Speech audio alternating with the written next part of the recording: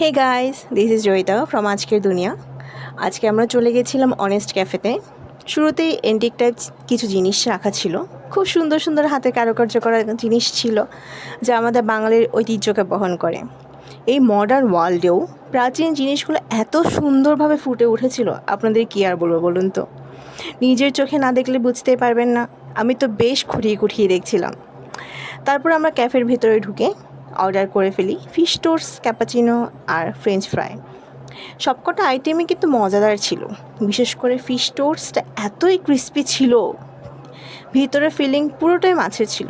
যদিও কী মাছ আমার জানা নেই, কিন্তু আমি কিন্তু বেশ এনজয় করেছি ফিশ টোস্টটা।